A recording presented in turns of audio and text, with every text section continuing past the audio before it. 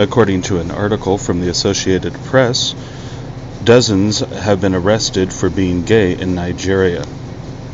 Dateline, Lagos, Nigeria.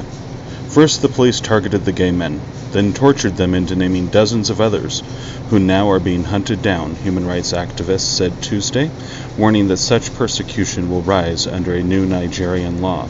The new Nigerian law, recently signed in, makes it a crime to be gay, to promote homosexuality, to belong to an organization that promotes homosexuality, or a support group, as well as to promote gay marriage.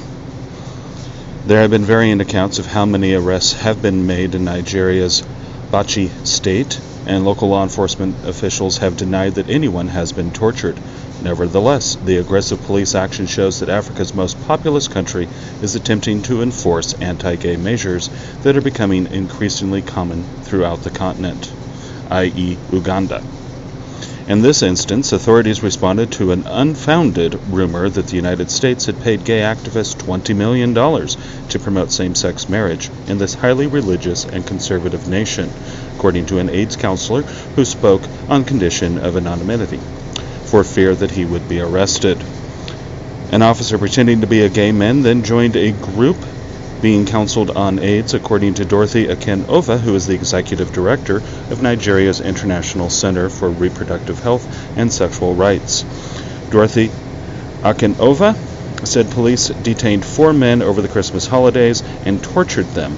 She did not give details on the torture, but the AIDS counselor said the 4 men were brutally beaten until they gave up names. The police have now arrested 38 men and are looking for another 168, according to Akin-Ova, whose organization is helping provide legal services for these men. This just goes to show that Africa is a much more conservative country than the United States, or anywhere else really for that matter, though there are many countries across the globe of anti-gay laws that criminalize homosexuality. Russia, for example, being the most prominent one in the news, with the Winter Olympics approaching quickly in Sochi.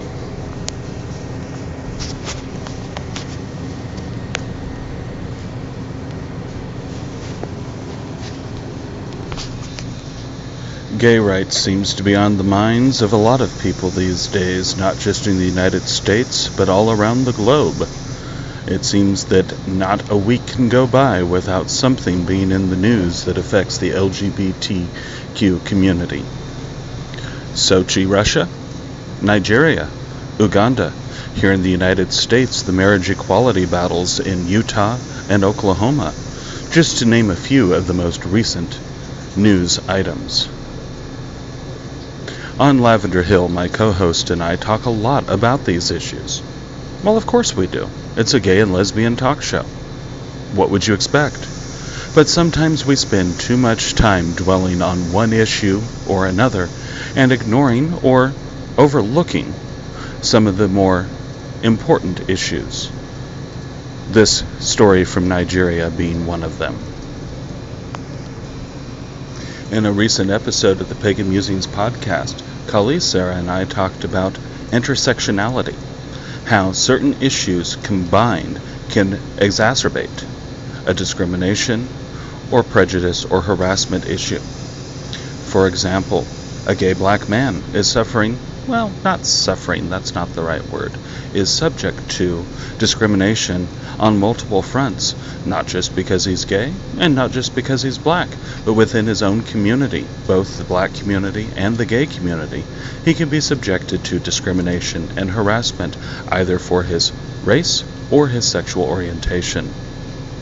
A person with disabilities is facing discrimination, and doubly so if of another minority group. Sexual orientation, religion, race, ethnicity, what have you. Intersectionality is an issue that I am becoming more and more aware of, and we'll be talking about that more on various programming here on the Pagan Musings podcast channel.